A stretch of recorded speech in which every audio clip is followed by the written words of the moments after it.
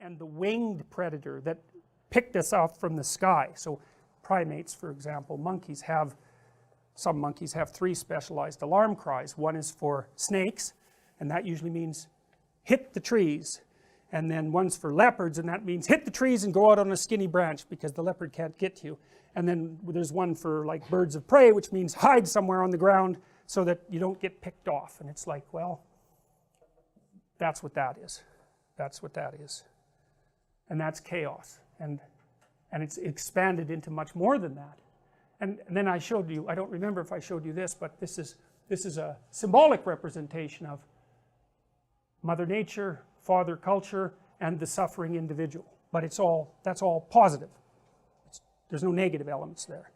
But that's okay. That's a partial representation. And those things are sacred in some sense because they are representative of an ultimate reality. The sacrificial individual here, the suffering individual, well, that's pretty straightforward. It's like, that's life. That's suffering, that's life. That's what happens to the individual. And so, and everyone is looking at that. It has power, that idea. Well, it's because, you know, culture supports the suffering individual, and culture's nested inside benevolent nature, and that's part of the story of the world. And it's just part of the story we're trying to figure out and make articulate. We've been doing that for thousands of years, trying to make this story articulate. And it's not yet articulate. We're only getting it, and we basically do that now, mostly with movies and stories and fiction and that sort of thing. We still don't have it articulated. I think Jung came closer than anyone else. Jung and Erich Neumann, who was one of his students, came closer than anyone else ever has to actually articulating that, and that's what Jung was trying to do, is to take all these images, archetypal images, instinctual images, and say, well, what do they mean? What do they mean? What do they mean? And he got a long ways on that, although his writing is quite obscure. And it's obscure because, well, how the hell are you going to explain an image like that without being obscure? It's like, it's insanely complicated, and it's not linear. It's not a linear thing. That's why it's in a picture, because a picture presents everything at once, and you want to take that apart linearly. Jesus, it's just impossible. But we've been struggling to do that. Really, we've been struggling to do that from the time we became self-conscious. You know, what is the world about? How should we live in it? Well, that's a partial answer, and it's a culture-bound answer, obviously. But you see, archetypal representations like this in many cultures, so for example, the image of the Virgin and Child, that way predates Christianity. Like the Egyptians, that was Isis and Horus. That goes back, oh, we have no idea how far. Thousands and thousands of years before the emergence of Judaism and Christianity, way back before that, and no doubt back into prehistory itself, because a culture that doesn't hold the mother and child as sacred dies, obviously, because obviously. So it has to be held as something that you revere, which at least means you don't kill mothers and children. It at least means that. And that's an instinct, you know, it's an instinct. It violates you to do that, and thank God. All right, let's take 15 minutes. So, I told you about this a little bit last week, but, you know, one of the motivations I had for thinking the things that I've thought through, the motivation I had for thinking them through was because, well, it seemed self-evident to me, let's say, and I think that was partly from reading Jung, that just helped me clarify it, was that, you know, it was sort of Jung's contention that we had a organic development of a metaphysical ethic that was embedded in religious tradition. And that basically unfolded, let's say, in the West till about 1600, 1500, something like that. And then science emerged, and we got unbelievably technologically powerful, and using a certain view of the world. You know, we're so technologically powerful, but we're still not very wise. And that just seems to me to be a bad combination. And I thought about that a lot. It's like, okay, well, how do you handle the combination of exceptional technological power and an impaired ethic, let's say, something like that, underdeveloped ethic, or one even in which you have no faith, because, you know, it seems the foundational elements of it are irrational. They're in mythology, they're in religion, they don't fit well with the scientific worldview. How do you rectify that problem? And well, that's a tough problem, you know, it's a crazy problem, and certainly it was the problem that Jung was trying to address, there's no doubt about it. And along with that went an associated problem, which was, you know, what happened in the 20th century, which was so awful, and in so many places it was just so unbelievably brutal and terrible, and it was perpetrated by millions of people, and they were individual people, and they weren't that much different from normal people. In fact, they were normal people. And so the other thing that struck me was that it would be better if that sort of thing didn't happen anymore. And so I was trying to figure out what the hell could possibly be done about that. And, you know, part of Jung's contention was, well, you had to understand yourself as a monster if you were ever going to maintain some control over the fact that you are in fact a monster, and that could come forth if the situation is correct. It's like, okay, that seems reasonable. And so, well, it seemed to me that, you know, people had to become wiser, and of course that's a very difficult thing to figure out, because you can even question whether there is such a thing as wisdom, you know. And then I thought, well, that's what the universities are supposed to do, especially the humanities, mostly in particular. It's supposed to make you wise. That's what it's for, and it's doing a terrible job of that in my estimation. It's more decimating people, as far as I can tell, and undermining whatever ethic they have, rather than making people wise. But I think that we have to become wise. I don't think there's a choice. I think it's a matter of survival, and it's more than that, because if you're wise in your own life, you're going to have a way better life, like incomparably better, because you're going to sleep soundly with a good conscience at night. And you know, people say that's worth more than money, and that's worth more than money. I know lots of people who have lots of money, and let me tell you, money protects you. You're as well protected from the world by money right now as you ever will be for the rest of your life, because most of life's fundamental problems can't be solved with money. You know, like rich people get divorced, they have affairs, their children get sick, they have all the problems you have, and that's partly because you're already rich. And so you might think that if you had a bunch more money things would be better, but it's just not true. In fact, in some ways they might be worse, because money can open up the possibility of all sorts of temptations to you that you just can't afford at the moment. So, well, so like economics, we've already solved that problem fundamentally, and we're rapidly solving it everywhere in the world, right? I mean, the world economy is growing so damn fast that you can't even imagine how you could possibly make it grow any faster. It's crazy. We've lifted hundreds of millions of people out of poverty in the last 15 years, you know.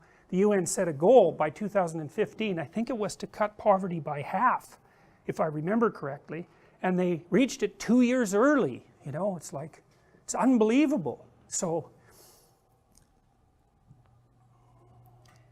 well, so then I started to try to understand what it might be to live, and really what I was looking for was not so much to live a life that was wise, but at least to live a life that wasn't pathologically unwise. You know, and I thought of the sorts of things that people were doing to one another in the Auschwitz camps and in the Gulag Archipelago, and all of that horror that was perpetrated on people as definitely unwise. Whatever else you might say about it, it was unwise. And so then I thought, well, maybe there's a way to figure out how you could not do that. And so and I think that's, my sense is that when you come to university to learn how to be a civilized person, which is what's supposed to happen at university, otherwise it's just a trade school, and you might as well go to trade school as far as I'm concerned if you want to learn something that will get you a job. It's like, it's a lot faster, and it's more certain, and it's useful. If you're not being taught to be a citizen at university, then why bother with it? So that's what we're trying to figure out, and that's part of that cloud of mythological fantasy that surrounds our culture. That's part of its deep history that we're trying to you know, if you grapple with the humanities and with art and all of that, that you're trying to master and incorporate and pull into you, so that you're situated properly in history, and you're not just floating in the void of you know, this tiny individuality that's divorced from everything else. You're weak in that circumstance. All right, so that's more of an explanation of why I'm trying to puzzle through these things and try to puzzle through them with you. So anyways, we talked about the song last week, and you know, I made a hypothesis to you. We'll go through this quickly. It's doggerel. It's not great poetry, but it's irrelevant. It was a very popular song. It's quite beautiful. In the movie, it's actually sung by like a heavenly choir. That's what it sounds like. So it's got this cathedral. You can imagine people singing it in a cathedral, essentially. And so that's not accidental. It's purposeful. You know, it partakes of that. What would you call it? It partakes of that aesthetic. That's it. So the filmmakers are implying that what is about to be shown to you has this divine element, essentially, and that's signified by the choir of voices that sings this song. And the song says, fundamentally, something like this, is that if you lift up your eyes above the temporal into the transcendent, and so that's what exists in the heavenly world, in the stars. If you pick an ultimate goal, if you pick the right ultimate goal, then, and anyone can do this, that's the other thing, it's democratic, it's anyone can do this, so that's the second proposition. It doesn't matter who you are, you can do this. And so I think that's a reflection of the idea of the divinity of the individual. It's like there's something about each individual that's valuable regardless of their idiosyncrasies, and so they have this potential that they can manifest. And how do you manifest it? Well, you pick the right goal. And what's the right goal? Well, it's high, it's elevated, it's above the mundane. Now what does that mean? Well, you don't really know. You don't really know. That's why it's signified by a star, and a star is something that glimmers in the night, right? So it's a source of light in the darkness. And so there's a metaphor there. Obviously there's a metaphor there, and the star is the star that's the star of Hollywood, you know, the person that you emulate. That's part of it, because an ideal is, it's going to be a human ideal of some sort that you're aiming at, and so the ideal human being is the star that you're aiming at. Maybe it's something like that, if that's what you're aiming at. And you might say, well, what should you aim at in life? And one answer is, well, why don't you aim at being whatever you could be that would be the best? Now, you don't know what that is exactly, because how do you know?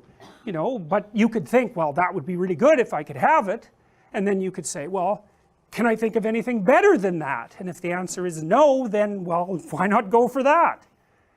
You know, and you might say, well, it's too ambitious, it takes too much responsibility. It's like, yeah, those are definitely problems. And one of the things that I've figured out over the years is that if you offered the person the opportunity, you know, because people say, well, life doesn't really have any ultimate meaning. It's like, yeah, okay, fine, so fine.